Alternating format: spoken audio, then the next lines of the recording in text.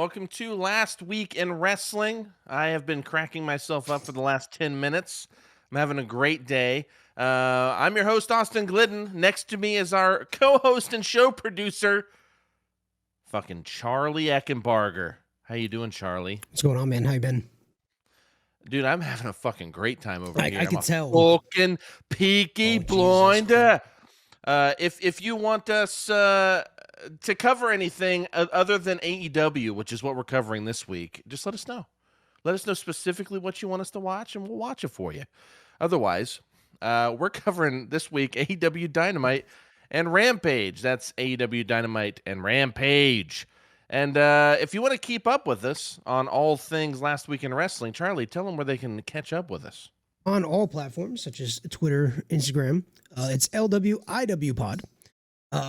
You can also go to TikTok at Last Week in Wrestling, or to get to our YouTube page, lastweekinwrestling.com. Wow. We got a .com. Thanks, Charlie. It's a lot easier than trying to remember youtube.com/CWRPQ34, and then it just keeps going. In a mix of capitalizations. Yep, exclamation point. Yep, you got it. At symbol.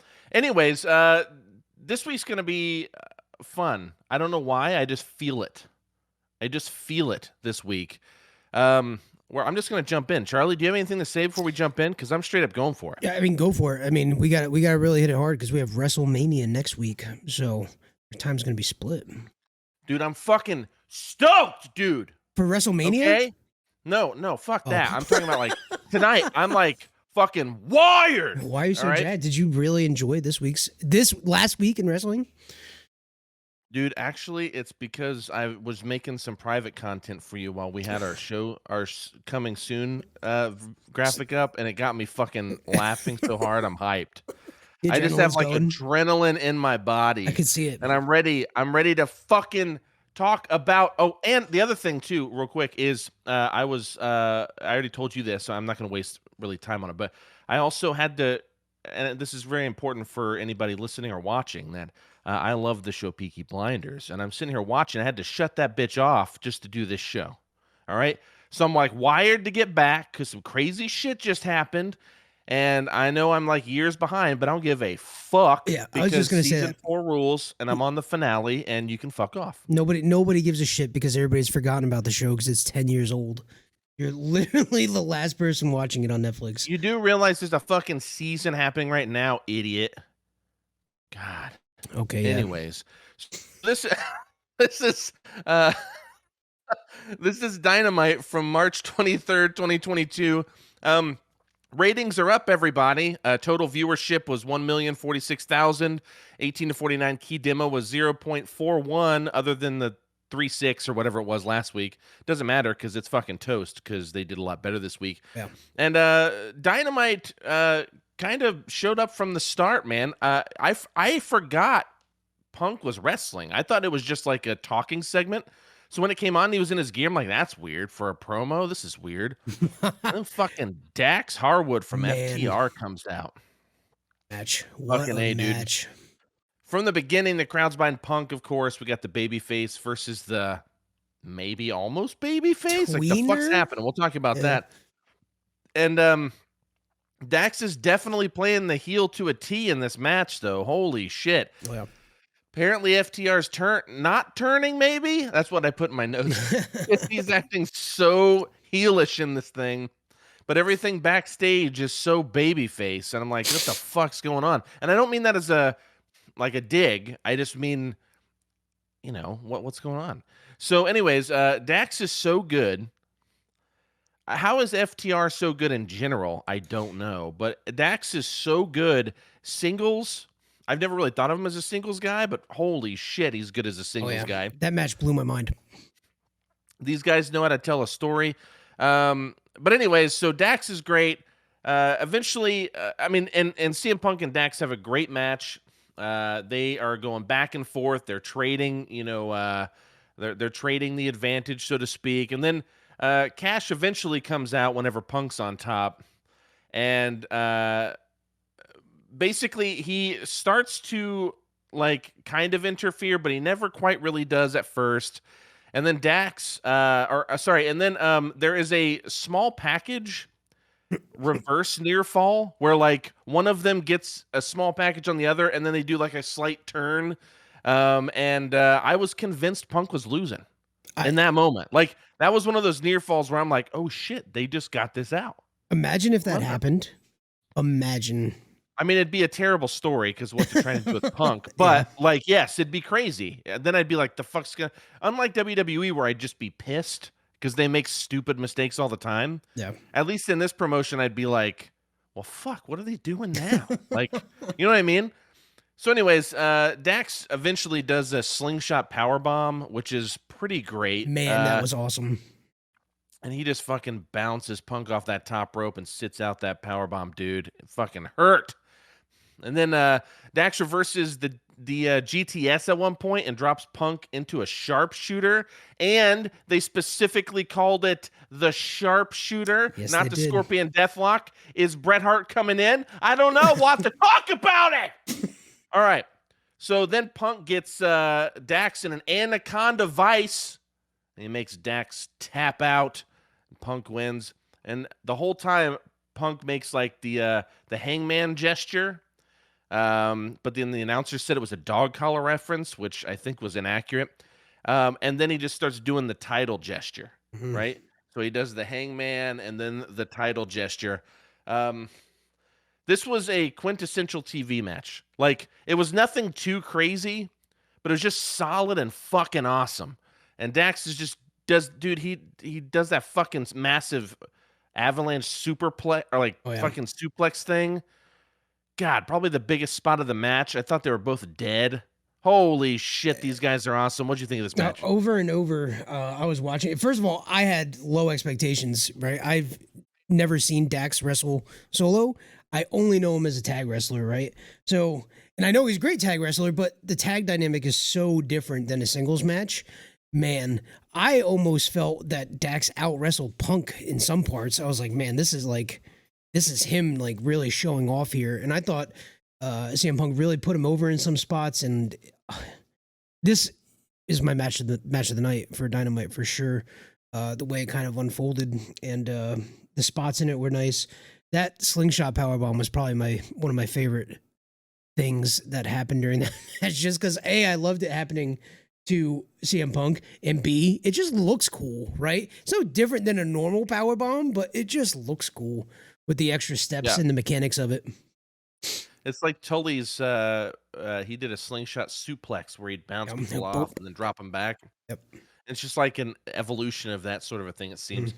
But what do you think about all this Bret Hart shit? Because of course it's not confirmed, but they just keep saying shit. And I'm going to come back to that in a little bit because there's more shit that they keep doing, and they have the Owen Hart tournament coming up. I think Bret Hart's coming in. I think, And yeah, I agree. go I ahead. think he's going to show up briefly at least. It's all over social media. Everybody's kind of talking about it, and Brett has said that he wants to show up at AEW. I think it'll probably just be for a few shows, particularly for this tournament that's upcoming.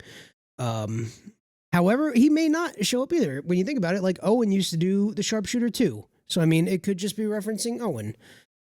I doubt it, but that is a possibility if they can't confirm Brett. If Tony Khan's so bent out of shape whenever he says I'm gonna open up the forbidden door and sign someone, and then it's Keith Lee, and it's like fuck, that's not the forbidden door. So he brings Jay White in, dude. No one can convince me, dude. Even if he meant for that to be Owen Hart, he's like, well, fuck. Now I'm in a corner. I got to find out how much money Brett wants because I got to give it to him. Yeah, yeah. I Fucking mean, coming in. That's what I'm saying. I love it. I would love to see it. Brett was one of my favorite wrestlers back in the day. And he's a little old these days and a little bit of a mush mouth, but he's still the excellence of execution. I mean, what are you gonna do? You know what I'm saying? And you know what though? You know what? It's kind of like having Jake the Snake, who is like, I just don't think he's that great anymore, unfortunately. But he does have a new podcast. I don't know if you know about that. He I and saw it. DDP work with Conrad Thompson.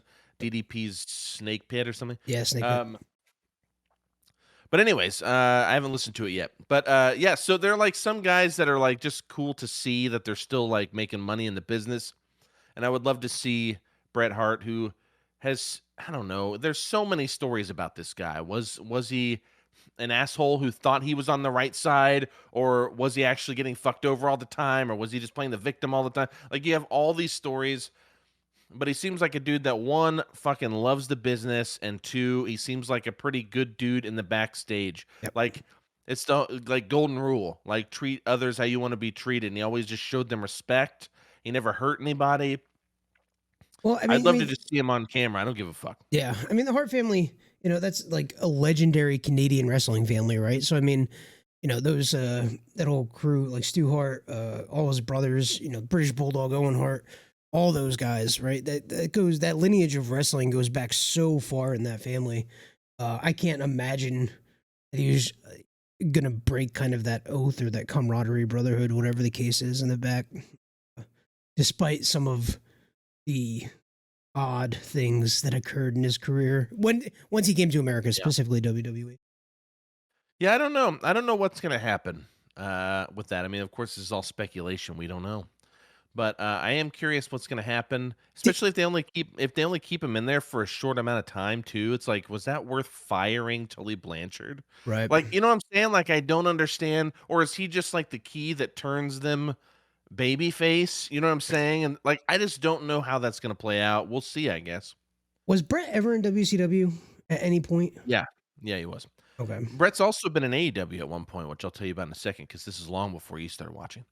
But he was in WCW after the Montreal Screwjob. Right after that, he went there. He was Right. only Yep. there for like a year or two, and then Remember now. Goldberg fucked him up, and then Yep. That's right. he That's right. stopped. So I'm pretty sure. I correct me if I'm wrong, Chad, or anyone else if you know. And I'm sure once this is YouTube, I'll get plenty of corrections if I'm wrong. But uh, I'm pretty sure whenever they first introduced the AEW like World Championship, that Bret Hart actually brought that out and gave it to the winner, which I think it was. I want to say it Chris was Hangman Jericho? and Chris Jericho. Yeah, Yeah. I think it was Hangman versus Jericho. Those are the first two guys who officially went for the title, and yeah, I'm pretty sure that's when it was. Either way, though, he came out to do a thing like that super early on, Mm. like way, way, way, way, way, way early on. Like the first pay-per-view ever early. Oh, So okay. Interesting. yeah. So he's kind of like, I mean, and that's all he did too. He literally just walked out to the ring, had the title, and then he like left, Yeah. But anyways, I'm excited to see what happens there. Great Same. match, Punk and Harwood. Great Really match. fun match, yeah. Great way to And open the show too. Set the tone. great way to open the show. You get that huge CM Punk pop. Did I just freeze? Okay. But you got that huge CM Punk pop, and the thing about FTR is tag team or not, these guys understand wrestling psychology, both in promos and in ring, bell to bell, whatever it is, they fucking get it. And the thing with the FTR too is, unlike Punk or Danielson or any of those guys who have something about them that puts them over with the fans, because they're more than just like I don't want to say one dimensional, like foundational wrestling. Like, there's something else about them people like. FTR almost pride themselves on being that foundational wrestler, Mhm. right? There's almost nothing that makes them stand out other than they're great. Yeah. So like, it's almost like their purpose in wrestling is to get people over. You know what I'm saying? Right. And And they I do think it very that's well. why they didn't go much further than they did in WWE too. You should look up the stupid outfits that they almost put him in before they quit, by the way. It's Chat really says great. May 25th, 2019, Brett made an appearance at Double or Nothing. Double or nothing, bitches. Yep, there you go. So the next match on Dynamite, 8-man tornado tag. It's Sting, Darby, and the Hardys versus the AFO, which is the Butcher, the Blade, and Private Party. What a fucking, I say train wreck in a good way. You know what I'm saying? This is a fucking, I forgot about you this just match. can't turn away. I don't know how I forgot You know about what this I'm match. Yeah, God, I'm not gonna even give you shit right now. All right, so Darby and Sting and those guys come out. AFO come out next. Darby just starts before the fucking match begins with a cannonball tope straight at the Butcher, which is Yeah. great. Felt bad for the Butcher for a second, which when does that happen? That dude just fucks up people. Then, of all things, a 63-year-old Sting dives off the top rope on the Private Party. Man, he did. Dude disappears for a little bit after that. Jeff Hardy and the Blade start going at it. Matt Hardy and Mark Quinn start going at it. I put Sting and Isaiah ? Because Sting's just gone. Yeah. I'm just like not seeing him anywhere. But Darby and Butch, as I call the Butcher in shorthand, Darby and Butch go at it. Clearly this is no DQ, so Andrade eventually comes out and interferes, and he hits Darby with his belt, like his actual just belt, not like a title, of course. And when Darby's starting to get over on Butch, and then the Butcher does the powerbomb position thing where he rams Darby into shit in like powerbomb position, and fucker just like hits him against one side of a staircase. Right, it's like going to the concourse. There are fans on either side. They're out in the fans, and there's a staircase, and he lifts him up in powerbomb position, slams him into a wall, and then he just fucking drops him down the stairs. You know what I'm saying? And I know Butcher well enough to know this. That guy doesn't want to hurt anybody. So he didn't even make the stairs throw look that good, and I'm glad he didn't, because he probably would have killed Darby. Yeah. But he just kind of like drops him. You know what I mean? And I'm sincerely glad he did, but I give Darby fucking 5 years before he's forced to retire at this rate, dude. This fucker is insane. I hope that's not true, but I'm just that's crazy. So Sting's been gone for a while, but he shows up in the concourse, and at this point, Butcher, Blade, Jeff Hardy, and Sting, and lifeless Darby are all out in this concourse. And, Butch eventually drags Darby's body around, which is a great visual because he's literally just dragging this lifeless body around this concourse. All the security holding all the fans back. And Private Party does a double suplex back at the ring on Matt Hardy on the ramp and just obliterates Matt Hardy. And then this is a weird setup. They gesture at like a big high spot off of like the tunnel. And that plan falls through, but then they do one of Matt Hardy's signature moves, which for some reason I'm forgetting what it's called. It's not the Twist of Fate, but I forget what this one's called. Do you remember what it's called?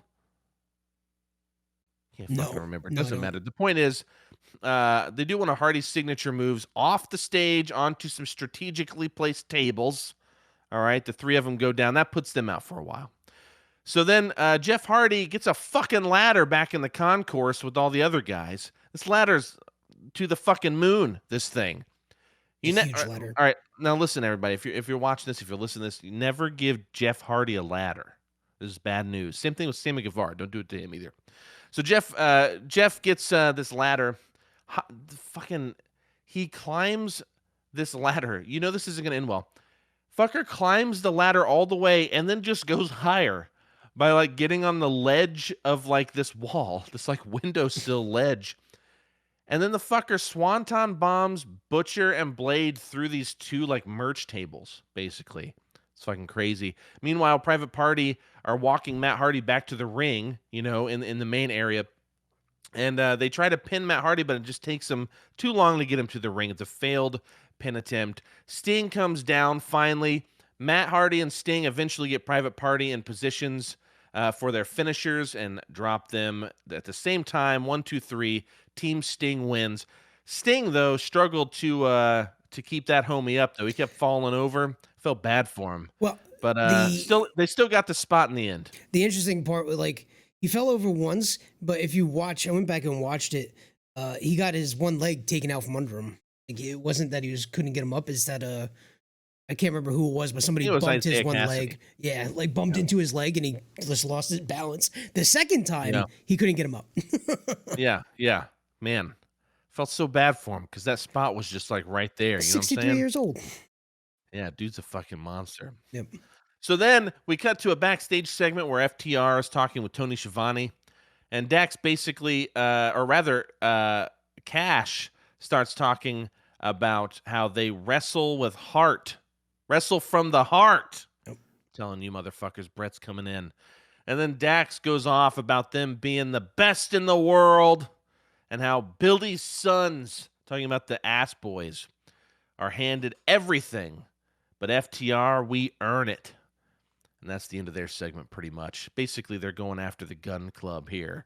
Know what I'm Yeah, saying? I don't know that I care. The Gun Club doesn't really do anything for me, to be honest. They kind of remind me of Scotty 2 Hotty and Brian. What's his nuts back in the day? I can't remember his name. Yeah, Lawler's Brian son. Christopher. Brian Christopher. Yeah. They just don't really do anything for me. But going back to the Darby thing real quick, that belt shot.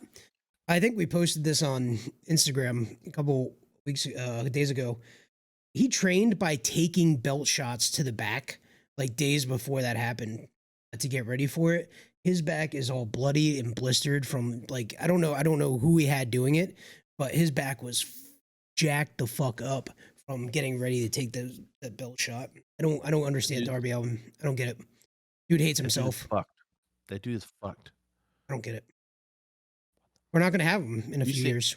Did you see MJF fuck up Cody's back that one time with the belt? Yeah, you weren't watching yet. I've seen highlights and whatnot. Maybe he got MJF to do it. That fucker. Jesus Christ. I can't remember. It's like whatever crew he has that he does like production with. It was on his Instagram and we reshared it. Man, they just lit him up with it. Dude's crazy. Dude's legitimately not right in the head. I don't like this about you, Darby. Okay. So next match is Bryan Danielson and Jon Moxley versus the Varsity Blondes. $20 says you can't guess who won this. Regal's back on commentary again. Julia Hart, who comes out with the Varsity Blondes, has been acting real weird. She's acting even more weird ever since Malachi Black misted her in the eye. And that is not a sexual thing. It's black mist. Get your heads out of the gutter. Regal put himself over about being an influencer, which I love, because Regal's the goddamn greatest. Don't say anything otherwise. And then Bryan Danielson and Mox just fucking killed the Varsity Blondes. Destroyed them. And they just beat them. They beat them with their finishers, like finishes from each of them. Like they each get their finishes off. And a vicious beating. And of course, there's a submission to tap.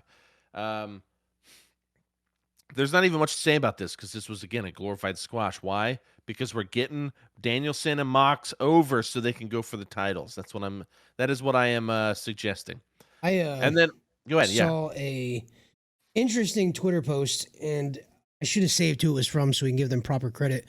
But when I clip this up, I'll make sure that it's in there. Kind of or if you're watching. Yeah. No, I'm kidding. Go ahead. Kind of pontificating on what's going to happen with Julia Hart, like kind of, doing some future booking in some ways. And they are keep locking your video keeps fucking up for some reason. Yeah, it fucked up for a second, Charlie, but I'm back. It confused me. Julia Hart. They were suggesting that she's going to join House Black, and the way that it might happen is that eventually that eye patch is going to come off, and then she's going to have like the contacts in that one eye, kind of like what Malachi walks around with in his one eye. I think that'd be actually pretty dope. I think it's plausible too. It could be, but let me tell you what I don't like about this. Okay, because I do like that idea exclusively. Yeah. Why the fuck didn't Pac turn? Because Pac is a fucking demon in and of himself, and he is stronger than I don't know. I have no idea. I'm just making up some story about Pac. I don't like that. That's what I don't like. I need some because at the very least he did it to Penta, and then what happened to Penta? He just became Penta Obscuro, right? Which I'm cool. Like he's Penta Dark, basically. That's cool. Like I get that progression, but like, come on. But I mean, but Pac could have used it. He doesn't really have a gimmick. He just shows up and beats people up. He's fucking awesome. He's fun. He's fun to watch. But what is he?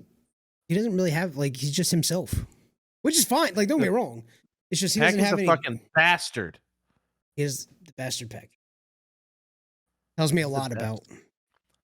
He's already a bastard, so he could join the House Black without like as it is. Really, he just has to put on like a furry cape or something. Okay. The post match of this Danielson Moxley match, Mox puts a promo just completely putting Regal over hard. Okay. and basically talking about not giving a fuck about anyone's advice except Regal, and how he's fought to get where he is, et cetera, et cetera. And then Mox says that he and Bryan Danielson are forged in combat. This is a very, very Moxley promo. He offers an invitation to anyone who has the guts to stand toe to toe with them, and that if someone wants to hang with them, they'll have to dig deep inside to that place that loves pain. This is the most Mox fucking promo I've ever heard in my life. Mox calls himself, Bryan Danielson, and Regal the Blackpool Combat Club. Another fucking Moxley thing. That's fucking weird. I'm not gonna lie. And then, but then they act like heels, but they're like way too over. You know what I'm saying? So like, like the old I don't want to say adage because that doesn't really make sense, but like the old kind of thing is, if you're a bad guy, this is how Stone Cold and The Rock and all those guys were. If you're a bad guy, but you get too over, are you a bad guy anymore? Or are you or did the crowd just turn you babyface whether you want to or not? And I have feelings about that, but traditionally people would say, well, no, you're a babyface then, right? I don't think in this day and age that necessarily is true. However, these guys are such fucking tweeners right now. I have no idea where the fuck they align. But what do you think about this fucking Blackpool Combat Club? I am with you that I don't really love the name. It seems. I mean, I don't know. I just don't like it. I think. Like However, a Quentin Tarantino martial arts movie? Yeah, yeah, totally. the shirts are cool though. I do like the shirts. And that promo, like you said, very Mox promo. I actually didn't love it. It felt a little forced in some parts, and maybe a little bit too brooding and angsty in others. I really wish they would have just handed the mic to Regal and let him cut the whole thing. To be honest. And don't get me wrong, I like Moxie. I generally like his promos, and his shoots I think are decent too. But that one it really fell flat for me. It really fell flat for me, and it just felt a little bit too performative and not really natural. And maybe that's because of how over they are, right? Maybe it just didn't work for what they're trying to go for with me. Like this whole kind of almost anti-hero vibe, but they're still so over. Like, what are you gonna do? You can't. But if they're tweeners, and if they eventually go against the Jericho Appreciation Society, which those names are equals in and of themselves, I feel like.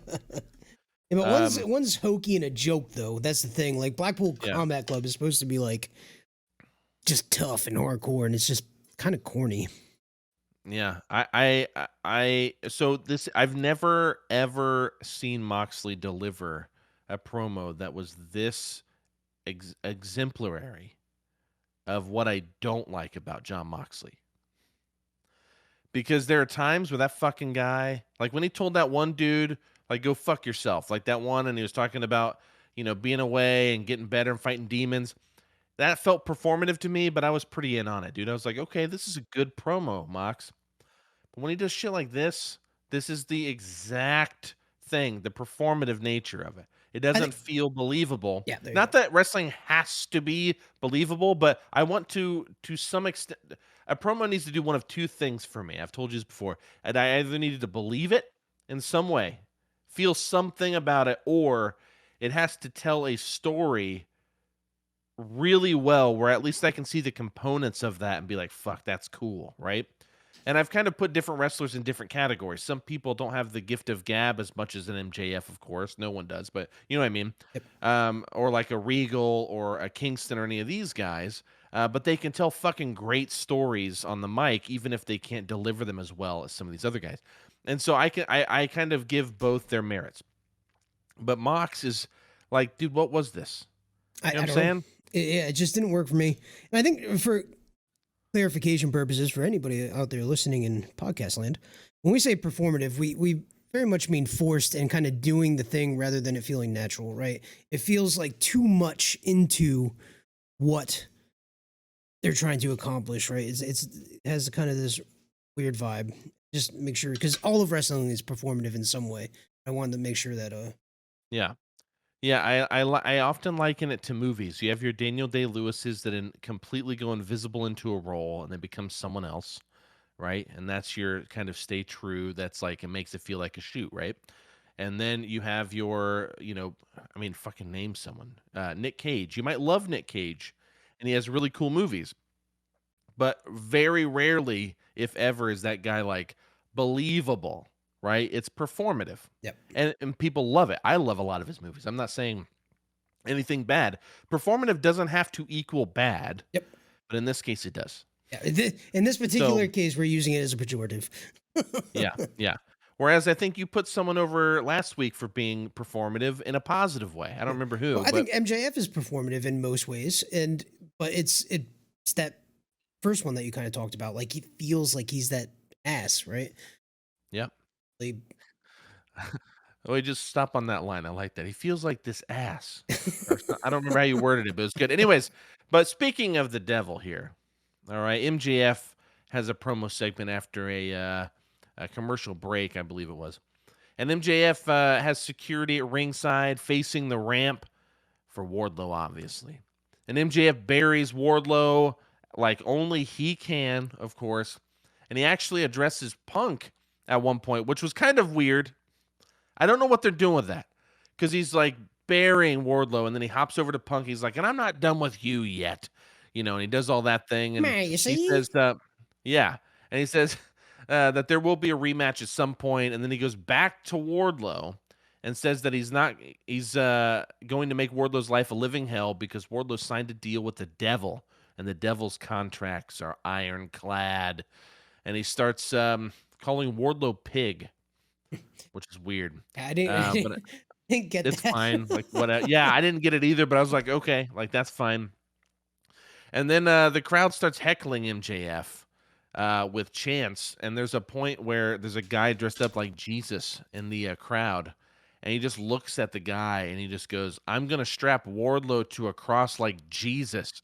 How about that? How about that?" This is in the heart of Texas here. People just start going crazy with Yeah, this that moment. was a It's really great. bold one liner. Uh, and it was obviously a shoot in the middle of his man. Whew. I need to show someone this promo to show someone extemporaneous speaker does.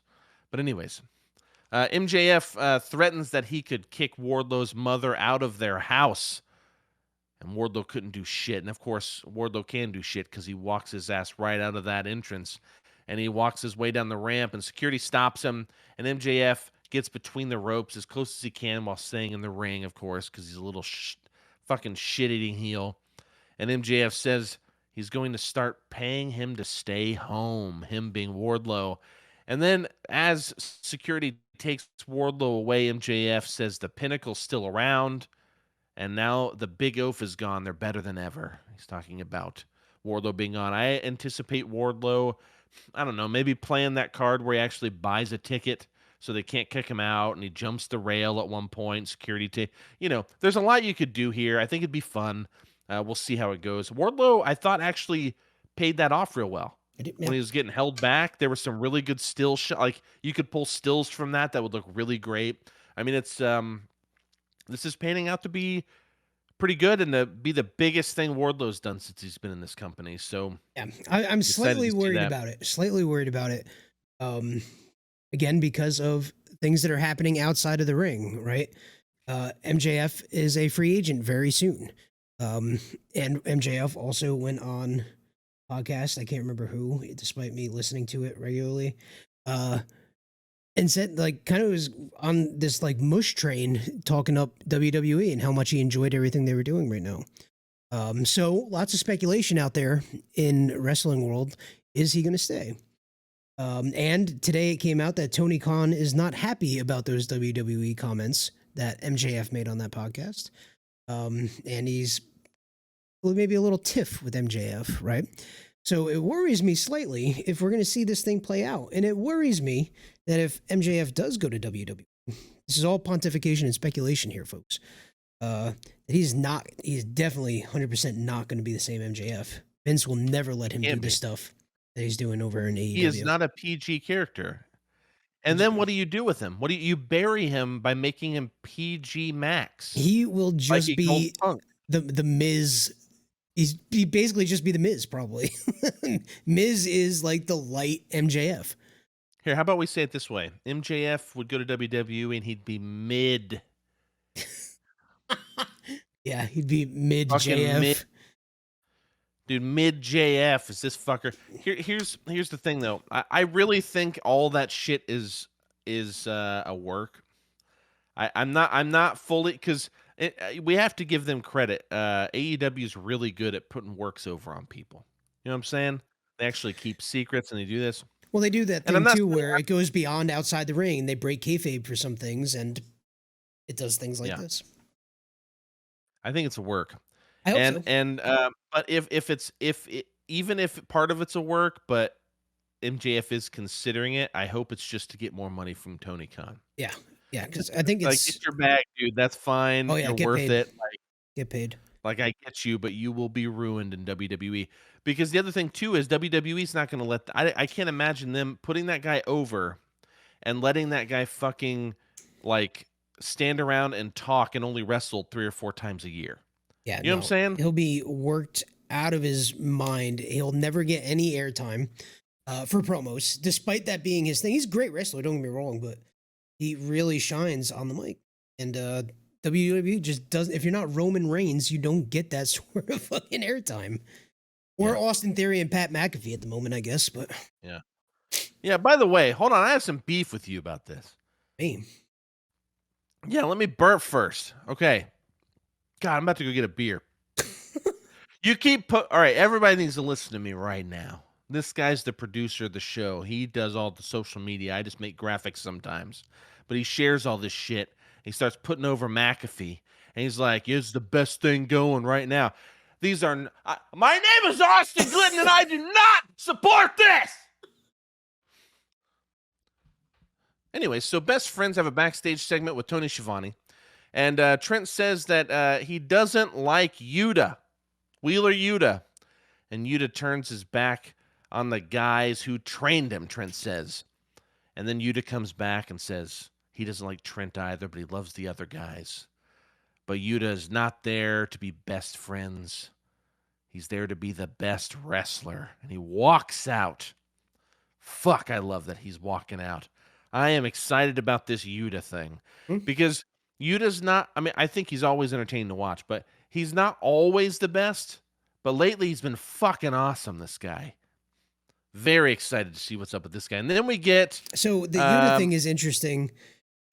He's getting a title shot in ROH very soon, which I think will be fascinating to see if, like, that comes back. If say he wins it, right? That comes back around to, like, the Regal thing. Like, am I good enough now type deal? And the ROH champion or something? That would be sick. Dude. That'd There's be some fun. good shit. There's some good shit coming up. Next match is Adam Cole versus Jay Lethal. Holy shit. So you said the first match was your favorite. This is my contender. I don't know. I fucking love this match. They're both very good. All the matches, they were really It was a pretty good show. Yeah. We so as soon as they get to the ring, there are chants for Adam Cole and Let's Go Lethal, that 50-50, boom, boom, boom. And a really good back and forth match here. There was a spot where Lethal keeps trying to get the figure 4 on Cole, and Cole keeps reversing it into like a small package attempt, but Lethal on like the 3rd or 4th time finally gets the move, like the figure 4 on him. What a great series of like just these little kind of cat and mouse things. Red Dragon, of course, comes out to distract Lethal so that Cole can roll him up. But you know what? Lethal fucking kicks out. I was hyped about that. Cole eventually gets a super kick in and then goes for the boom, but Lethal reverses it into one of his, whatever it's called, lethal cutter or the lethal injection or whatever that cutter is. But he knocks that out. And then he goes for, oh, no. So he does the cutter first. Sorry, I remember what it is now. And then he goes for the lethal injection, but Cole super kicks that motherfucker mid-move. So we're still getting that mid-move kick that Cole does. He's been doing that since NXT. He did that. Dude, one of the best ones was with fucking Ricochet in NXT. You got to watch their match. Just find like I'll have to help you find it because I don't remember what one it is. But I found it on some list somewhere. But holy shit, it was awesome. Anyways, like Ricochet does this fucking like springboard moonsault, and he just kicks him when his head's like straight down. Dude, it's so good. Anyways, Lethal Injection is foiled by this super kick mid move, and then he does the Panama Sunrise 1, 2, and then fucking Lethal kicks out, dude, and it gets a great near fall. People like popped for that one, and then Cole looks shocked. You know. Now here's the thing. Let me tell you a little pet peeve of mine before I continue. I hate when you're watching like AEW Dark and neither of the people in the room know what the fuck they're doing really, but they're trying real hard, and I appreciate you. But like they'll just like clothesline someone and pin them, and then that person will kick out at like 2.9. You know what I'm saying? And then the person looks shocked. And it's like, you fucking clotheslined him. Why would that be shocking? You know what I'm saying? Yeah. The shocked face is overused, but one of the best shocked face guys right now is Adam Cole. He does it when it makes sense. Fuck. It's so great. He's giving me hope for the shock face. You want to bring it back. I want to bring it back. Right.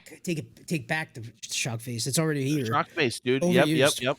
And the thing is, MJF brings back the old heel promos that people refused to do for like 2 decades. He's bringing them back. The begging not to stuff. He does it all, man. It's wonderful. I love that old school nostalgia, hat tips, as it were. Yep. Anyways, so Cole goes for the boom again, and Lethal, just gets smoked, almost. But then Lethal rolls up Cole. But then Red Dragon distracts the refs so that there's a no count for the roll up, and the crowd's counting 1, 2, 3, 4, and they're doing that thing. And then Cole pushes Lethal off, and Lethal goes for the finisher again off the ropes. But Cole low blows him and hits the boom. God damn, I love Cole. 1, 2, 3, it's over. Great match. Post-match promo, though. And let me tell you what I love about Cole and AEW now. Remember this. When he came in at All Out, huge ovation, big deal, becomes heel day 1, sides with the Elite. And then that motherfucker feuds with Orange Cassidy. And he's in the ring, and he's acting like a goofball. And he's like, who wants to hear a story from Adam Cole, baby? Which I don't hate, but it's like, you're better than this right now, though. Like, do the thing first. Nerd. Which I love. Do the thing first, though. And then you can, I don't care if you're goofy, but just like do some of the thing first. Because in NXT, he was really, really serious. He was like the best thing they had fucking going, in my opinion. So then now we have like, after he loses the title shot, now we don't get any of that shit. Now we have serious Adam Cole. Fucking love this guy. Holy shit. Well, we have belt thief. No one deserves the belt more than him. He calls out Hank. Am I frozen again? Yep. You're having some real issues. What'd you say? I said he's belt thief Adam Cole. Fuck off. Yeah, well, you're fucking killing my buzz, dude. Hold on. Stop fucking. You keep freezing up.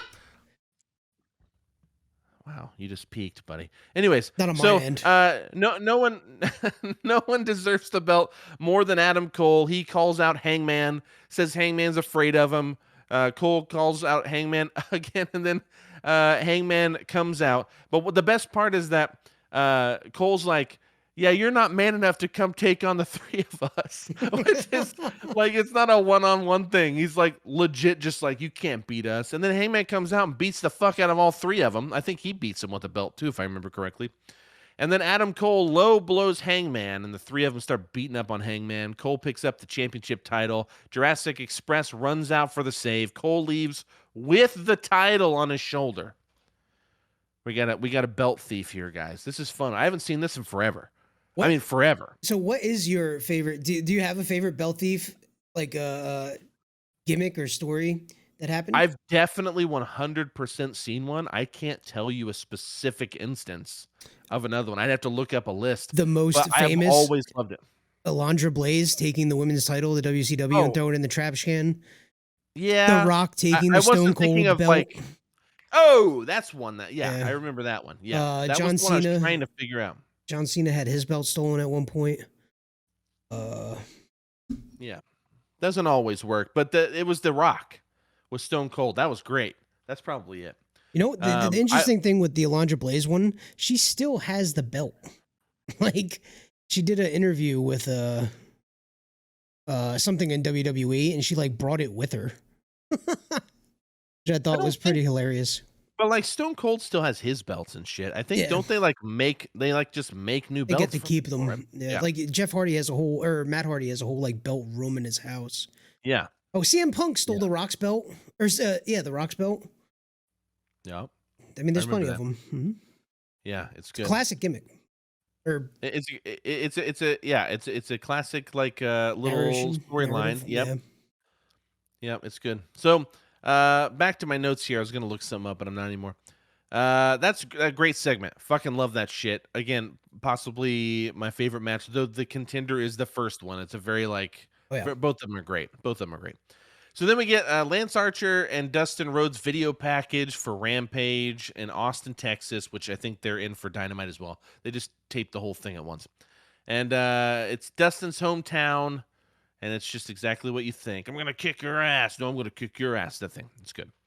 And then Sammy Guevara and Ty Conti have an in-ring segment with Tony Schiavone. I'll make you really do that, motherfucker. You watch out.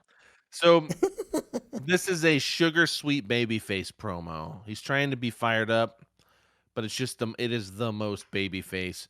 Ty calls out Paige. Dan Lambert comes out. Dan Lambert's so good. Dude, listen, with all due respect, if you're watching this and you don't like Dan Lambert, go fuck yourself. I'm just saying. I agree. He's so. What the fuck is wrong with people? I didn't even know people don't like Dan Lambert until I texted you that one time because I was watching some journalism thing and they're like, I don't get why we're like the only people like Dan Lambert. I'm like, I do. Yeah, everybody. Why hates do him. people hate him? I don't get it. It doesn't make sense to me. And like nobody, and it's like social media, right? Nobody has any clear, well thought out justification. It's all just like, yeah, fuck Dan Lambert. This guy sucks. Why is he on TV? Kind of like us with Jericho, 2 months ago. Yeah. But he's either wildly, over as a heel, or people legitimately hate him. And I think it's a little bit of both. I will say, people hate Tay and Sammy just as much on social media. Hate it. Absolutely hate it. I hate Sammy. I think I said Tay. Ty Conte is I think she needs this little bit of edge that she's getting. Sammy I don't know what's going on with him. I don't like this new direction with him, but I like him bell to bell. But man, sometimes when the promo game, it's not even that he's like bad even. I just don't like awkward. that thing. Yeah, it's just I don't weird. like that thing. Yeah. And I actually didn't. So the reason I paused there is because I actually liked Sammy and Ty whenever Sammy was fighting whoever for the title, Scorpio, whenever he lost it. Right. And Ty Conti came out, and then Paige smoked her, and then like Paige signs the belt on her ass whenever she's like laying over the broken body of Sammy Guevara. I actually thought like them as a couple, like that worked for me, that specific segment. But man, this one was weird. Holy moly. I did not like it. He basically, Lambert, pronouns pal. Dan Lambert basically buries Austin, Texas, Sammy and Ty while putting over Ethan Page, Scorpio Sky, and himself, of course, as well as Page. And then he calls Ty Lucha Horace, which is terrible, but it's like... It made me laugh. Here's the thing. People probably hate him for that shit, but it's like, why do you think Jericho's fun? Because if you do, fuck you, okay? That's how I feel, because this is at least so stupid it's funny. You know what I'm saying? I agree it's stupid. But because he thinks it's so... Dude, Dan Lambert wearing the belt is so lame. And then he seems like calls her Lucha Horace and thinks he's so cool. He seems like the dude that's been a fan of wrestling his whole life, and now he's getting that moment to be part of it. And he can actually shoot. He can do a promo, and he does it well. But that's the whole kind of gimmick that I feel. I mean, that's not what he's doing, but kind of the air of it is this dude who just kind of wandered off the street in the wrestling, and now he's doing all the wrestling things like that he saw like growing up and stuff, and just doing it in his own way. Wearing the belt is the perfect example of that. The perfect example of that. Ultimate mark. Yeah, that's exactly what I'm saying. He just loves and I wrestling. don't even mean that in a derogatory way. I just think it's like he's a mark, and that's almost his gimmick. Yep. And I'm gonna make a bold statement, and you don't have to cut this up and make this one of our highlights because I don't think it's that important, but I feel like you're going to. Bold statement. Are you ready? Don't write it down, motherfucker. Anyways, here's the bold statement. Dan Lambert's a better promo than Chris Jericho. All right, moving on. So Lambert, I know I did it on purpose, but I mean it though. I actually think he's a better talker than 85% of the fucking people in the back. Because he's in on the fucking gimmick. Yeah, I would say across promotions too. I think he's one of the best in the game on the mic. All right, we can burn together. Dan Lambert kisses his TNT title and says, "You can kiss your match with Scorpio goodbye." It's a rematch. Sammy earlier had talked about, we've been renting room in your head this whole time or whatever earlier. And at this point he says, "If you knew what Ty and I did to that belt, you'd know part of us lives inside your mouth now too." And Charlie immediately gagged, I'm sure. And then Dan Lambert drops the belt, and this is why I love Dan Lambert. He starts jumping around like he's a 6-year-old. So good. You know what I'm saying? Yeah. Yep. He just legitimately looked frustrated. Fucking best. He's like a fucking like Jimmy Hart in like 1990. You know what I'm saying? Like he's that lame. This is performative in a good way, is what it is. Yeah. Now of course that's I listen. I recognize this is subjective, guys. Okay. But I'm just putting this motherfucker over. I don't know why people hate him so much. It's stupid. And you fucking like some of these other people. Get the fuck out of here. It's the MMA thing. Maybe it's the MMA thing. I don't understand that. Why? I don't like UFC. But my point is, like, I don't give a fuck. Well, why? You're gonna start bringing MMA guys over, and maybe they have bad taste left in their mouth from like the Ken Shamrock days and Dan Severn, Brock back when 20 years ago. I don't know. God. There's always been a stigma about UFC guys coming to wrestling, right? I mean, it's always been a thing. I mean, Ken Shamrock probably had the best. Well, I guess Brock now, but prior to Brock, it was Ken Shamrock was like the only one that really panned out. Yeah. I don't know. I used to watch UFC back then though. I was a huge Shamrock fan when he came to wrestling. I almost fucking shit my pants every day. That's okay. I don't know what that means, but there you go. It's very strange. I'm not going to cut that up. He had the best, like when he did the ankle lock. That whole face was so good.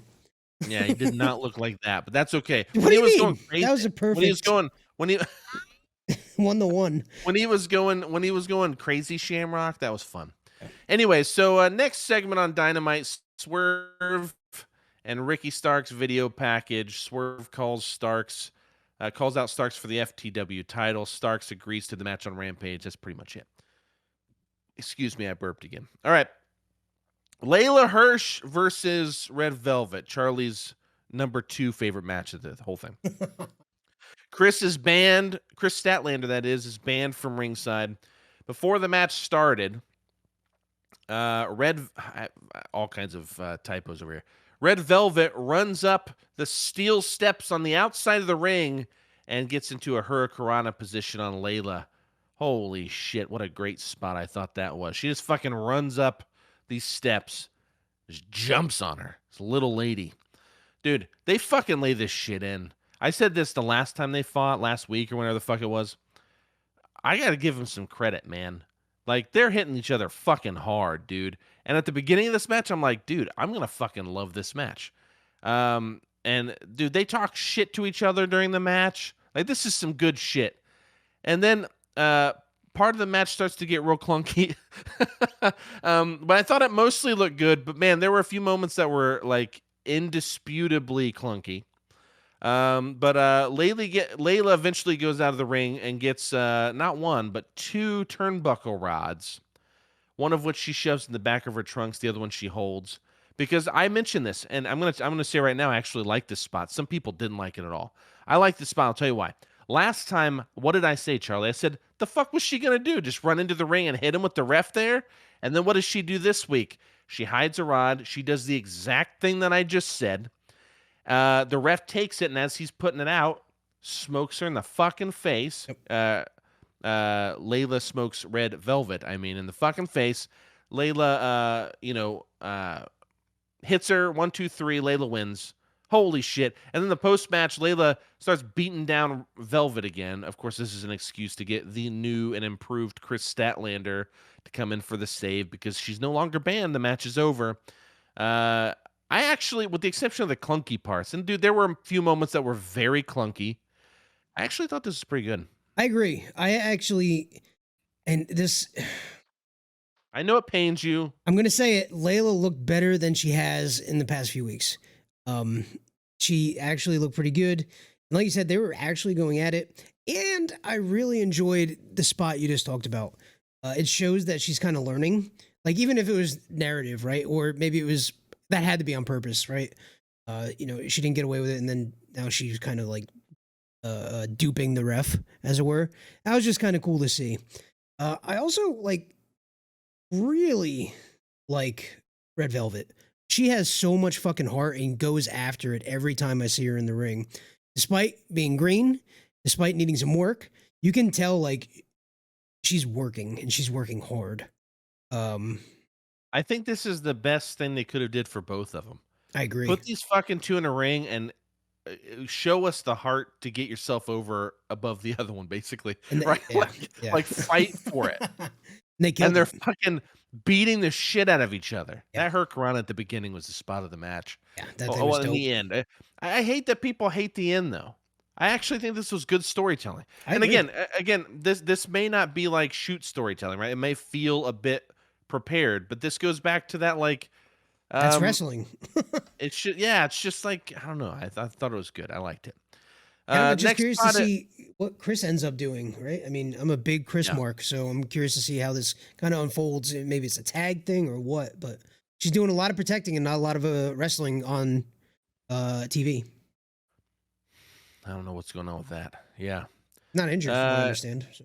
No. So maybe she's given room to build this new gimmick, you know? We'll see. Is she wrestling on Dark? I haven't watched Dark in a while. I haven't watched Dark since I started doing this show.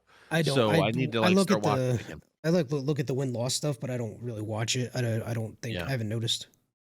The elevation stuff is fun, even though every match turnout because it's like Ruby Soho versus insert person I've never heard of. It's like Ruby's the local indie wrestler. Yeah, but those are usually filmed at the live events too, so it's kind of fun to watch. But anyways, Jade Cargill with Mark Sterling are talking with Tony Schiavone. Jade's throwing a fucking party, y'all. She won the title. She's gonna kick some fucking ass. She's gonna throw a party for her 30th win. This is a wonky thing. It was though you know what AEW did this whole week is they didn't have nearly as many interruptions with backstage segments.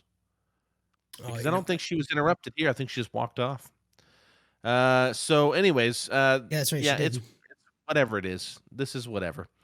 Thunder Rosa celebration. Speaking of interruptions, as soon as Thunder Rosa gets out, huge ovation. She's about to talk. She says about a sentence before you hear, "Excuse me!" And you hear Vicky Guerrero's terrible voice. I'm sorry I even put you through what I just did. Hers is a billion times worse. And she basically starts talking shit, and Thunder Rosa tries to start talking, but then Vicky Guerrero does the excuse me thing again. And then Nyla eventually just fucking smashes her from behind. That sounds sexual, but she just runs up and just body bumps her, dude. Well, that sounds terrible too. But anyways, Nyla Rose gets attacked, or she attacks Thunder from behind, and then new feud I put in here. I'm into it. It's a good villain for Thunder because I think it's going to show Thunder Rosa has to overcome this villain because Nyla Rose is 2 of Thunder Rosa. So it's going to be not David and Goliath not quite that, right? But it's it is a this one of you can throw the other one farther than the other one can throw you. You know what I'm saying? Yeah. Uh, not and you know what?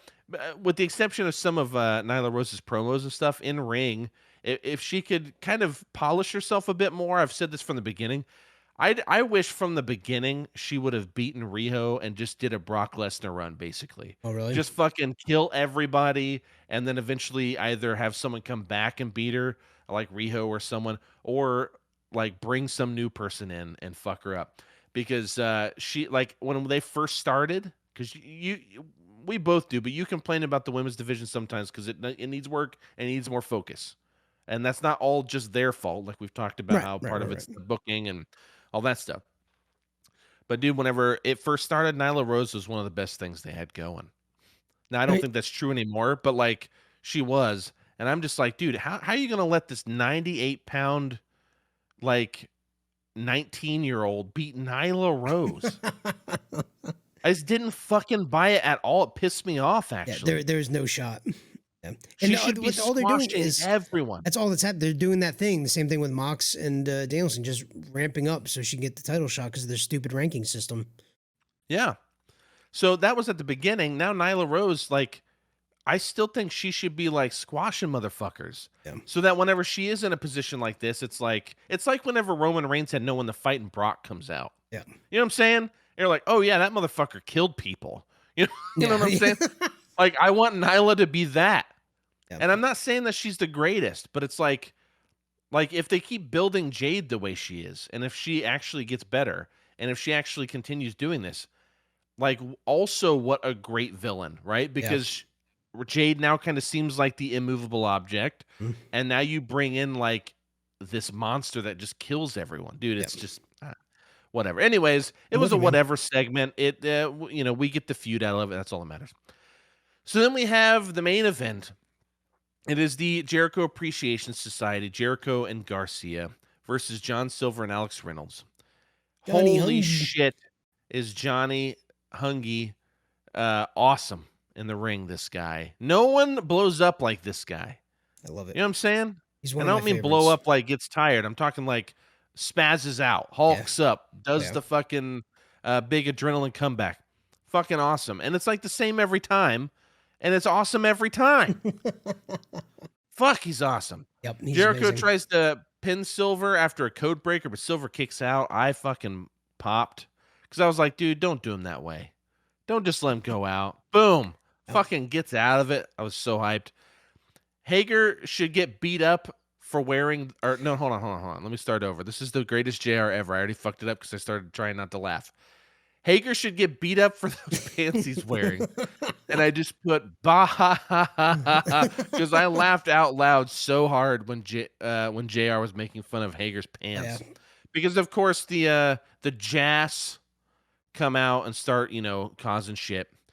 So Garcia and Reynolds go back and forth in the ring. Garcia grabs the ref at one point, and Reynolds hits the ropes, about to do something.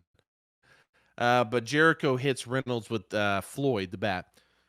And Garcia puts Reynolds in a modified Scorpion Deathlock. And by modified, I mean it's a Scorpion Deathlock, but he just like holds on to the foot like this and just like falls. Fucking, they're like back to back. It fucking looks like it hurts, is my point. Yeah. Reynolds taps, of course. I don't want to call him Jazz. I'm going to call him JAS. I can't say it. Jazz. It's just the fucking worst. Anyways, The Johnny Hungy little cannonball thing that he did where he just like knocked out everybody in that match was so Yeah. good. It was like my favorite he does thing. it. He does it fucking every I know. time, and it's good every time. Single time. It's so fun to watch. I laughed really hard thinking of you, actually, because there's a point where he jumps into Hager, and Hager's about to fucking powerbomb and can barely get him up again. Which made me laugh so hard because I'm like, this dude's like half the size of Kingston, too. What the fuck are you doing? Hager needs to work on his torso strength so he can start lifting people up, I guess. So funny. Anyways, JES celebrates. It was a good match. I'll say this: I felt like the first hour was noticeably better than the second, but the whole show was fun. Because the first match was that great one. The mid match was Adam Cole, and then after that, it's just like it's gonna go downhill. But it was great though. I mean, I had a good time the whole thing. It's just, man, that first hour was really good. Yep. Anything you want to finish up with Dynamite before I jump to Rampage? No, I think we covered most of Dynamite. I don't have anything else in my very sparse notes. So All right. All right, then we watched Rampage on March 25th, 2022. Opening match, Lance Archer versus Dustin Rhodes. Now, I didn't get to watch this until Sunday night, so yesterday, as of the live stream of this. And so Charlie sends me a picture of Dustin Rhodes, and he looks all fucked up on this Twitter. And I watched the video and stuff.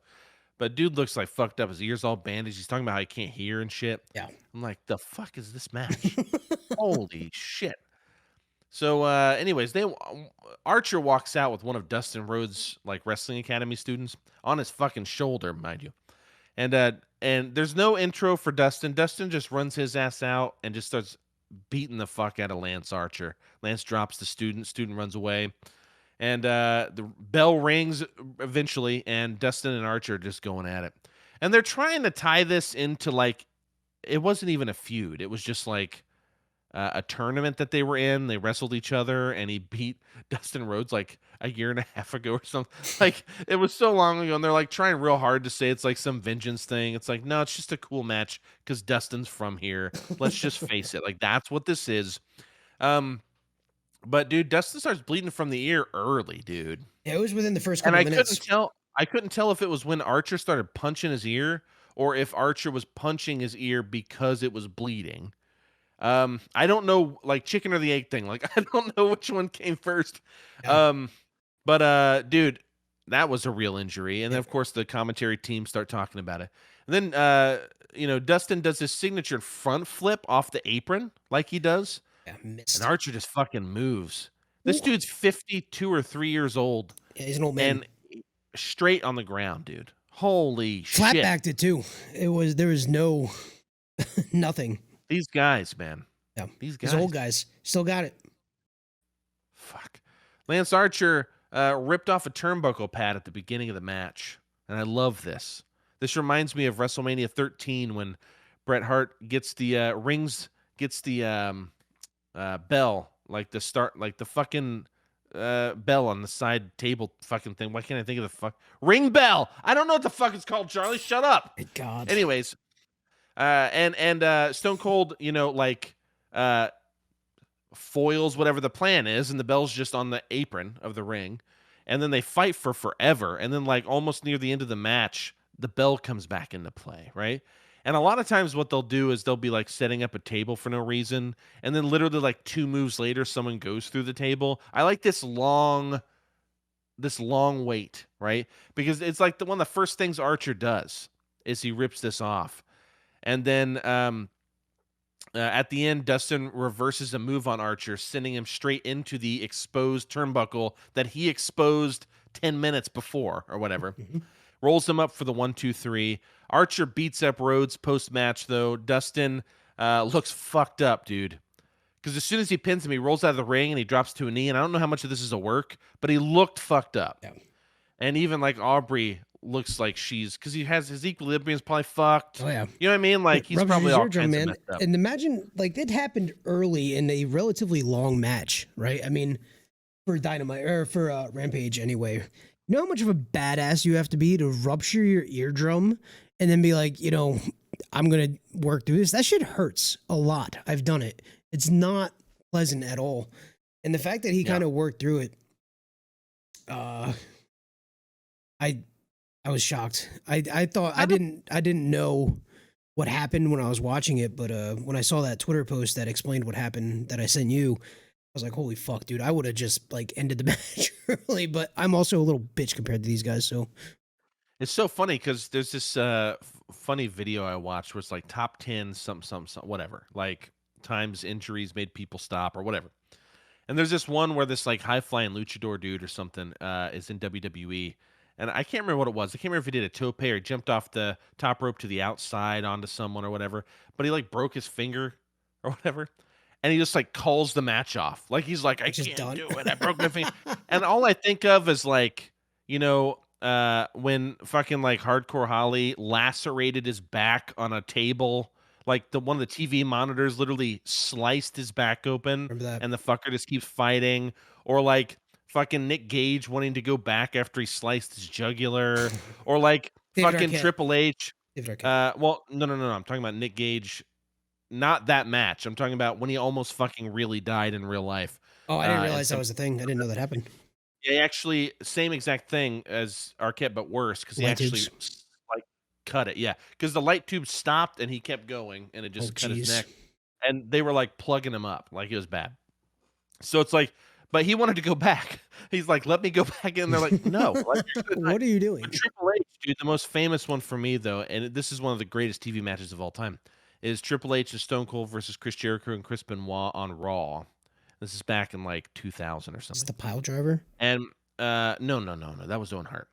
But like but dude, Triple H fucking like he tears his fucking quad from the bone and he wrestles the rest of the match. What the fuck, dude? I don't remember that at all. I have to go back Dude, and I'm watch gonna it. tell you about that. You gotta watch. It's fucking incredible I'll have to for go a back and TV watch match. it. Pay-per-view quality shit. It was on dude. Raw, you Crowd- said? Yeah, I'll have to find it. WWE Network tonight. But you know who's a real big baby who should have just kept wrestling? Like, you talking about that luchador thing? Sid Vicious. Why didn't you just get back up and keep going after that top rope bump? I mean, God, what a loser. Huh? Do you puke whenever you see that? No, Does I that loved make it. you gag? No, Dude, stuff that like that fucking doesn't. hurts me. Stuff It like makes that my doesn't. butthole fucker hurt so bad. Stuff like that doesn't actually bother me. It's like weird bodily stuff. But I guess that is You don't know what we're bodily. talking about, just YouTube it. And thank Charlie later. Anyways, Archer beats up Rhodes. Dustin looks fucked up. Archer starts slamming his head into the steel steps, but you can like tell he's not actually doing, like, it's very obvious Dustin's hitting, and clearly he's like protecting Dustin. He's trying to sell it and look, ravenous, but Dustin's like hurt. So, dude, that ruptured eardrum must be fucked. Archer runs and knees Dustin, crushing his head between a guardrail and his knee. Okay. And he's a fucking big guy. Both of them are big dudes, but Archer's bigger. Yeah. And Archer then beats up like all of Rhodes' students as they just rush out to help. And that's just so funny. And then Archer chokeslams Rhodes to a table. So Lance Archer can, in my opinion, Lance Archer is rarely cool. Okay. Talking about a performative guy in a negative way for me. He can have good matches, and I've seen good ones, even in Japan and stuff. I thought he was good. But man, there's something about him here. Don't like This is him. This is him. This is my Lance Archer impression. I'm sorry for all the audio listeners. This is my Lance Archer impression, okay? And he always does this because you can't hear him. So he just goes,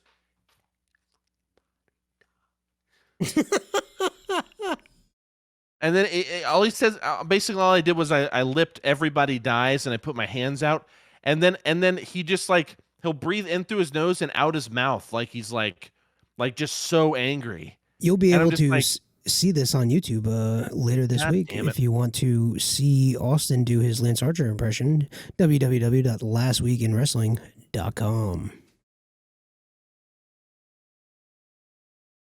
Wow, I hate you. Lance Archer can rarely be cool, but he was okay here. I didn't like him in most of the match, but the beatdown at the end, I was into. The beatdown at the end, I was into. Yeah, it was fine. It was a I cool match. hate that Dan Lambert is fucking with Archer. I hate this. Why though? I don't get it. How did that No even fucking happen? reason. It They just can is. spin it because Archer had this thing against Dan Lambert, and that's why whenever Lambert and Page were in the ring, Hangman, and Archer came out like he's gonna beat him up. Like he was gonna beat up Dan Lambert, and then he switched to start beating up Page before their big Texas death match or whatever the fuck it was called. Dude, that's like, it's just like this old thing where like he was still mad at Dan Lambert from shit that happened before he even started watching, probably. And it's just like, the fuck is going on? Why is he with Archer? This sucks. Yeah, I don't like it. I love Dan Lambert, but he does nothing for Archer, and Archer does nothing for him. Like, what's happening? It's a weird. I don't link up Yeah. combo. Now see, one time where Archer was cool, and I don't know how you felt about this, but I liked the Archer Hangman Texas Death Match. I thought that was a real fucking good match, and I thought that Archer looked real good there. I actually kind of liked. I think it wasn't an Archer who wrestled Miro. I think it was the first pay per view you watched. Maybe I can't remember, but they were at Daly's place. It was for one of those pay per views. I think it was the first time they had a full crowd after the pandemic. I want to say it was Double or Nothing. Oh, it was Double or Nothing. It was the one where Sting jumps off the poker chips, and everyone was Yeah, like, yeah, "The yeah, fuck." yeah. That was a fun match because they were both big boys. Yep. Wasn't too long. They just got it done, right? Other times, this thing he's so lame. Anyways, the next match. Sorry to Barry, if you're watching, dude, you can come on, talk shit. You can Defend slap me like yourself. you're Will Smith, motherfucker. I don't give a fuck. And slap word. So, World. Jay Lethal gets an interview segment with Lexi Nair. Apparently, Lexi Nair is either the Rampage person in the back or the new just interviewer in the back. I don't know what's happening. I have no idea But who she is. I don't recognize her. none of us do. I think they're just trying to fit her in and make you feel stupid for not knowing who she is. So Lexi basically says that Lethal has lost a couple of big matches, and what are you going to do now, basically? And Lethal says that the two losses really hurt him, the ones from Adam Cole and Ricky Starks, but he has a great record because he wins a bunch on Dark. And he's gonna need some time to try something different. There's got to be another way, he keeps saying. There's got to be another way. I have no idea where this is going. Like, I have zero idea what is about to happen with Jay Lethal. Some people talk about maybe it's a heel turn. I don't know why that's necessary. He probably could do better heel promos. I don't think he's bad by any means. I'm just saying I think he might actually be able to pull that off. Especially, he's going to get some fucking heat if he does this Black Machismo thing, because he's already coming out to his Black Machismo. Do you know what I'm talking about? No. Did you ever see Jay Lethal do his whole gimmick where he's Macho Man Randy Savage, and he goes by the Black Machismo? I don't even And want to he hear about it. It talks. sounds so fucking He stupid. talks like he talks like Macho Man. I don't like that. I don't like that He at also all. did he had a Ric Flair one too, where he did that. He was the Nature Is it Boy. just a gimmick I still? gotta. Well, it was all on purpose. Well, But, I know uh, that. I know that. I gotta send you the Ric Flair thing though, where he actually starts promoing on Ric Flair, and they're like promoing back and forth. That's actually like has me laughing out loud. Funny. Interesting. But anyways, people hated this shit, It and doesn't so sound great. I just hope he doesn't try to pull any of that shit. That promo Anyways, in general was a little bit weird. Like, I don't think I've ever seen him promo before, and it felt like I was just listening to like my uncle talk or something like that. It was like really kind of like low affect. It didn't do a lot for me. Yep, and he lacks a certain type of charisma that he needs. I think. Yeah. I don't think he's bad at it. It's just there's something that's hard to connect with. You know what I'm saying? This is weird. He just seems really nonchalant in some ways. It just Yeah. Didn't work for me. Oh boy, there's got to be another way. Yeah, You know what I mean? It's like it's just kind of very weird. Midwest, Like very Midwest. but then we get another commercial and we come back for Fuego. No, Fuego del Sol is in ring segment, and Fuego drops a big baby face promo. This guy. Oh yeah. About how he brought it to House of Black and staggered the three of them, even if only for a moment. And Fuego also said for a moment the crowd was behind him, behind his fire, behind his fight. And he calls out House of Black, probably the biggest mistake of his life. And the lights go out. House of Black just utterly squashed this fucker. Holy shit. He's dead, first off. And Malachi looked real fucking cool here. Their whole appearance in the ring was awesome. The way which they played that off, like the going dark and the the spotlights on each one. I thought that looked badass when I watched it for sure. This whole segment, I'll let you keep going because this whole segment was fucking awesome in my opinion. Well, the House of Black, they act real fucking cool as they walk out. And what a weird semi-feud I thought was about to happen between Fuego del Sol and House of Black. But then the Dark Order comes out. And the nonverbals tell us the whole story. Oh, yeah. Dark Order challenges House of Black. And we get the actual switching of sides, the agreement for a battle. Looking forward to that. That should be fun. Oh, yeah.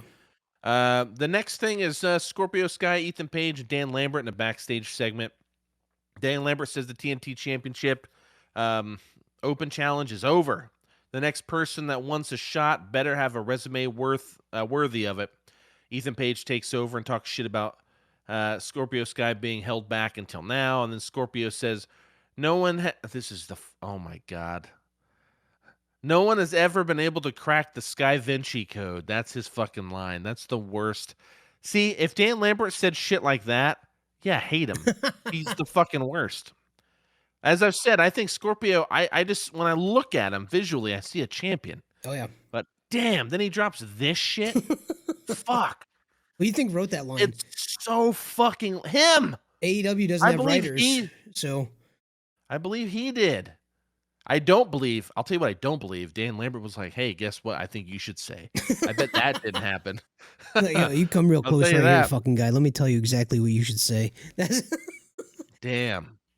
Crack the Sky Vinci code. Golly. that's So really then dumb. Allen 5 Angels and 10 versus Red Dragon. Fun match. This is a packed Rampage too. Listen to all these fucking segments I'm talking about for an hour show. It's crazy. So Allen 5 Angels and 10 versus Red Dragon. Dude, Allen Angels is fucking cool. I don't care what anyone says. This guy, bell to bell, I think is good. People were so pissed whenever he took Kenny Omega like to the edge a couple of times because he's just like a mid-carder at best, and Kenny was the top guy. People were so pissed whenever Kenny gave Allen Angels, like when he gave him some in the match. Dude, this guy is fucking cool. Holy shit. Anyway, sorry. So Jurassic Express comes out for the save after Red Dragon starts beating up on Allen Angels after Red Dragon won. I didn't actually have any notes on what happened during the match because it was a pretty quick match, and quite frankly, Red Dragon just murdered them eventually. I mean, they had some high spots. I think Allen Angels was like he was the high spot for me. Because, dude, let's face it, Red Dragon just like kicked and kneed these guys a whole bunch and then got beat up for a second and like kicked and kneed them and tagged I and did then they the Red got beat Dragon up a thing. little bit. Yeah, it was just back and forth. Yeah. And I'm not talking shit. I'm just saying it was a decent match. It was Yeah, it was whatever. fine. But Allen Angels was like the guy that stood out to me big time. Really cool.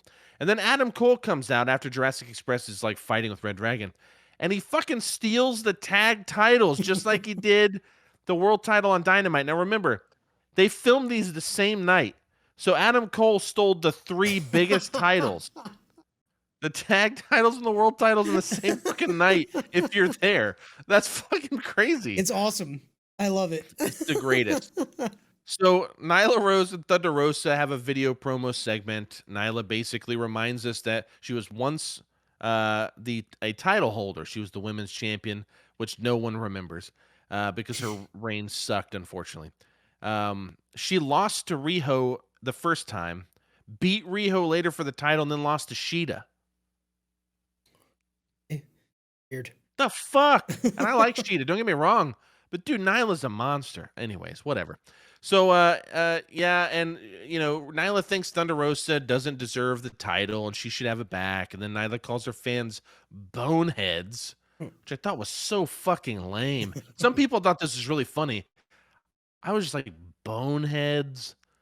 Why aren't you am I fucking frozen again? Okay. And shut the fuck up. Anyways, I'm still mad about boneheads. Don't be a bonehead, Charlie. And then Thunder basically says, fuck you, I'll kill you, the end. So that was it. So then, but then we're not done with Nyla, though. Nyla Rose comes out versus, you guessed it, Maddie Winkowski. My favorite. She's actually my favorite. Maddie Winkowski, yes. She's my favorite AEW women's wrestler. I literally wrote in my notes, this has to be a squash. Of course. And then halfway through, I put, yep. Imagine if it wasn't. What if, Mike Wazowski's sister won that match? Then what? Like Mike Wazowski, you mean? Yeah, whatever the fuck his name is. I don't watch cartoons. I'm an adult. It's important. Maddie trained under Thunder Rosa, and that's the whole gimmick. Yeah, I got it. Well, I'm not saying to you. I'm just saying like to listeners, because of course you get it. You're smart. They get it too. Our you're a listeners journalist. are. Our listeners are smart too. You're saying they're stupid? They don't I'm a know? sports entertainer. Well, they're all stupid. All wrestling fans are stupid. It's I'm true. sorry. If you look at No. wrestling Twitter for 2 Um, seconds. Wrestling Twitter sucks. If you're on Twitter, follow us. Except Anyways. you. If you follow us, you're awesome. QT Marshall presenting Hook with the certificate of what is it, accomplishment. Dude, in the ring, QT is with Aaron Solo, and QT's a fucking nerd, this guy. And he's presenting this certificate to Hook, and he calls out Hook, and you hear that Action Bronson music, and Hook comes out with his hoodie. Place explodes, but this guy's so fucking over. Hook walks into the ring. He presents him with this thing. Now, in my mind, I'm thinking they're gonna turn on, like they're gonna do something to get one over on Hook, and Hook's gonna get one over on them. And That's what I was thinking. Everybody was thinking that. he Everybody was. pulls out a legit certificate. Okay, he holds it up, and he's real proud of it. QT, I mean, and then Hook puts Solo's head through the glass of the frame, and QT looks so sad.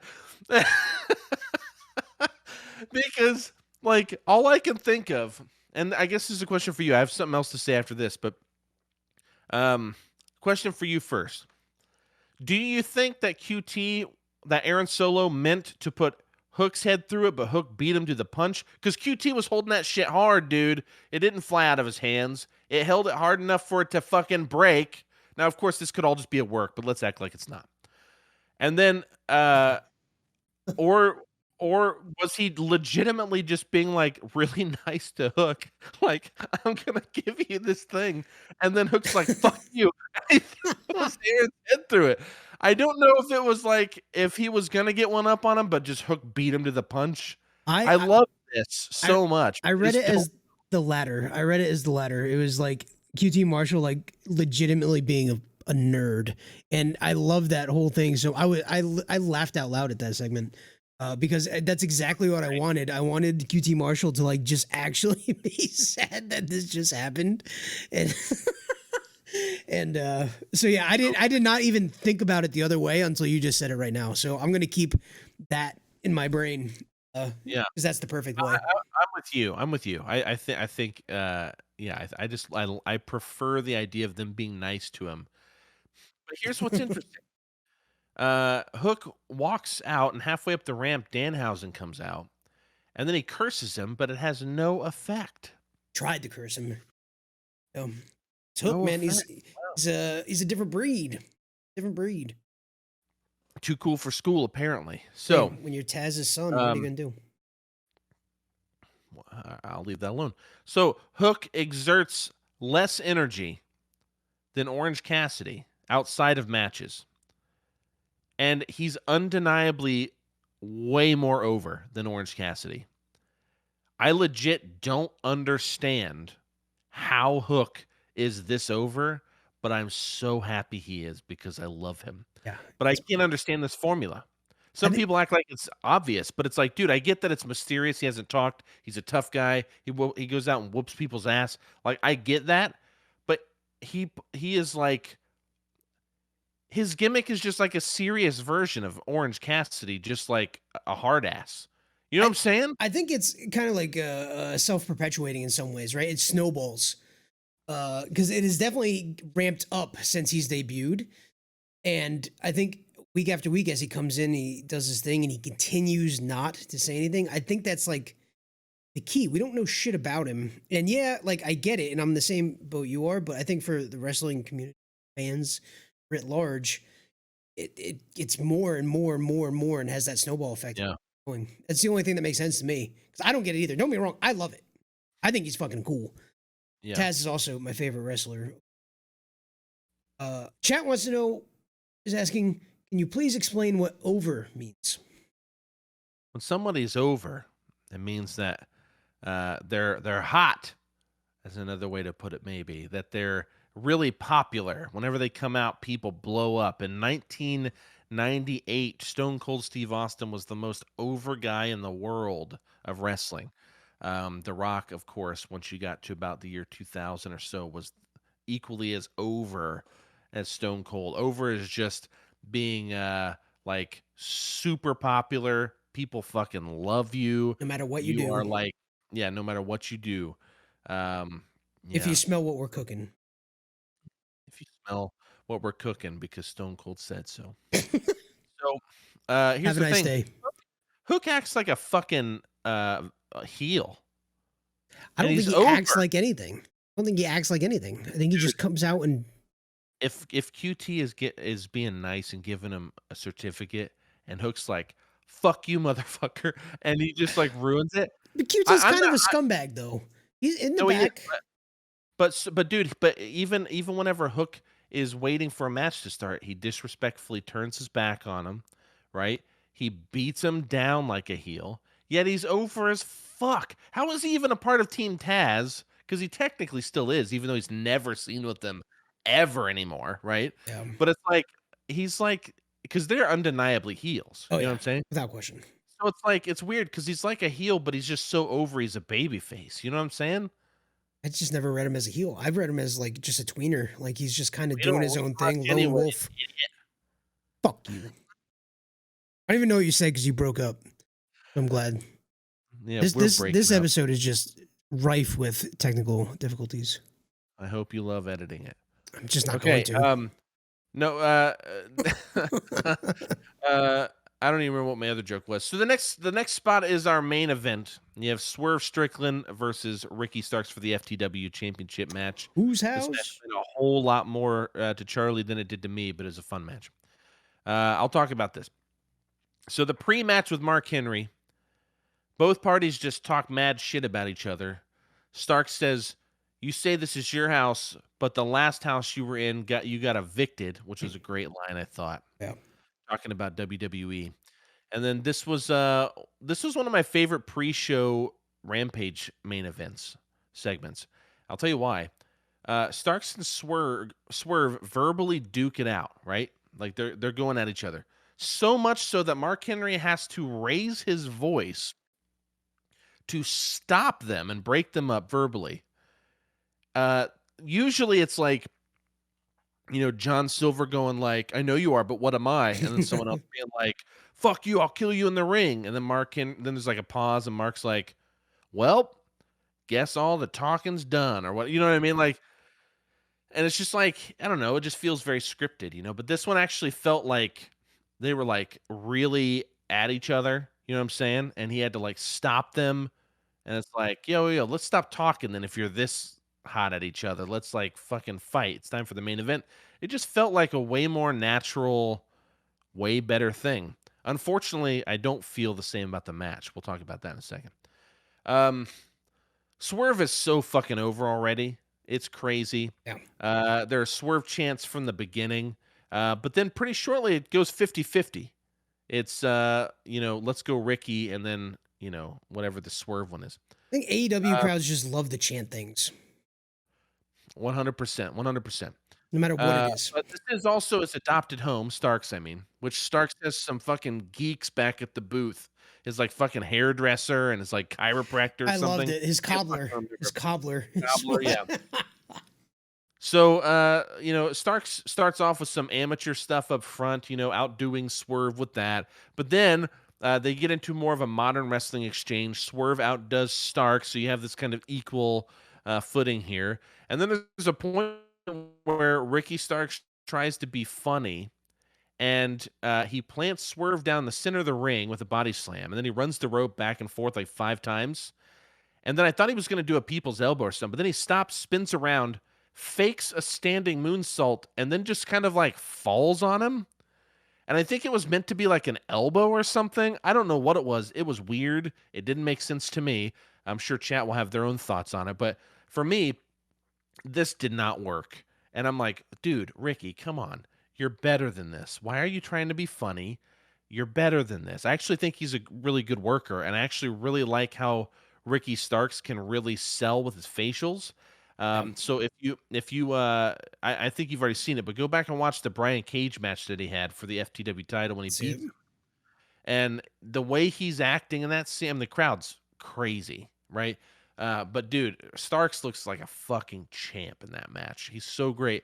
Not fucking here though. Like whatever the fuck that thing was is where it started going downhill for me. And then several of Stark's moves were just sloppy. And there was like a point where like they're like trying to do something and then like fall out of the ring or Oh something. And yeah, yeah.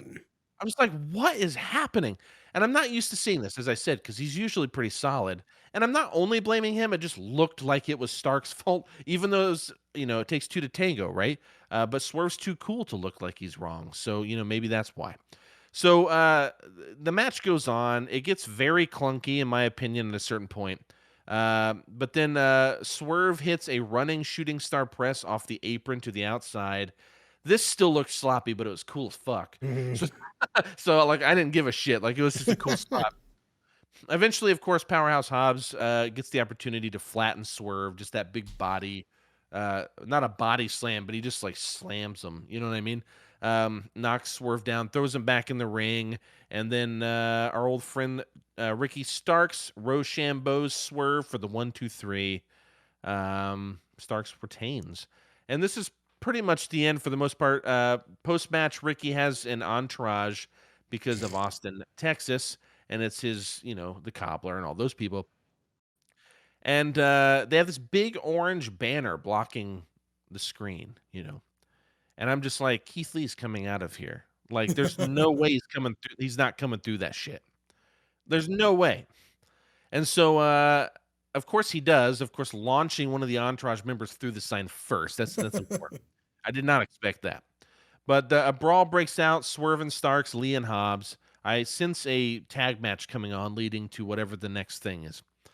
But anyways, the ref corps comes out and they try to break it up. The crowd's chanting, "Let them fight, let them fight." Great end to Rampage because the corps can't break them up. I love when these go well. Sometimes they're kind of lame. Like some people don't know how to play them, but I thought they did this one really well. And that was the end of Rampage, man. It was a good show all around. I think you're right. Uh, between the Swerve and or about the Swerve and Ricky Starks match, and I can't help but wonder. And in my sparse notes, I had written down rough chemistry question mark. Like they just were not jiving together. It was less like botches and more like they weren't on the same page throughout the same match, right? If you think about the way in which they work together in some ways, right? Just some moves didn't work, and yeah, there was a few moves that just didn't. Like, elbow thing, the running back and forth, and the moonsault was a little sloppy. But even when they were tangled up a bunch of times, it was like this looks like they can't get on the same page here. I think that's kind of what You're right. really. Yep, I think that really drug the match down. However, For me, Keith Lee coming out saved it. It saved the entire thing. That whole oh, ending. yeah, the post-match thing was great, and the pre-match thing was great. Like I said, the pre and post, super on board with. It was just the match progressively got worse for me. And because they started off great, they just stood there and the crowd started going crazy. They were just facing off, you know what I'm saying? Yeah. From across the ring. I'm like, this is how you get people fucking hyped. And it just, after that stupid running back and forth fake moonsault thing, it just went downhill for me. Speaking This of was, downhill. yo, yeah, yo, everybody check this out, all right? Everybody go check out King's Coast Coffee, my favorite, buy it now. Concur. I have a picture so I don't fucking forget the name. King's Coast Coffee. Go to www.kingscoastcoffee.com/LWIW pod. So that was that. The last thing I want to say about this match though is I think that this Swerve and Starks match was my least favorite match on the show. And you know what bums me out? I think Swerve's awesome. I have not really liked either one of his matches here. He's had 2, and I don't like either of them, which makes me sad. I don't want that to be the case. I want to like them, Charlie. Why is he being so sloppy? He's better than this. I know it because I've Swerve seen him is be better than this. He's fucking awesome. I mean, it's a different style of wrestling over here in AEW. Maybe he just needs a little bit of time to adjust. I don't know. I mean, he came. I mean, he's been all over though. He's wrestled literally everywhere. This shouldn't be an issue.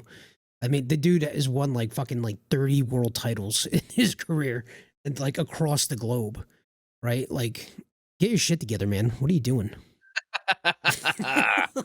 Yeah, get your shit together. That's what I say. And you know what else I say? If you're looking to check out more content by us, make sure you go to www.lastweekendwrestling.com. Anyways, My goal is to embarrass Charlie every time. Hey, real quick, we played D&D together, and I did this throughout our whole D&D session. I would just break into ads for coffee and for our wrestling podcast, and Charlie would get really embarrassed, and it made me really happy. Yeah. My goal is also to make him throw up one day on one of our highlights. We'll see if that ever happens. Charlie, I don't know what I'm about to say, but did you like this? What did you like this week? What are you doing? What is going on I don't here? have anything else to say. This literally my notes say the end. Well, that's a great way to end the podcast. Everybody, you can go to www.lastweekinwrestling.com. Check us out on Instagram at LWIWpod. You can check us out on Twitch at LWIWpod. You can check us out on Twitter at LWIWpod. You can check us out on TikTok at Last Week in Wrestling, the only one that is fucking different. And it's wildly annoying, but we'll get there once we get huge enough. TikTok. Can't we just fuck you. Everything else, we want the entire thing, don't we? Oh, sorry. Yeah. Sorry. Yeah. TikTok, you rule. Fuck you, social media. Austin, I'll see you next week. All right. I can't wait to go watch Peaky Blinders. See you guys.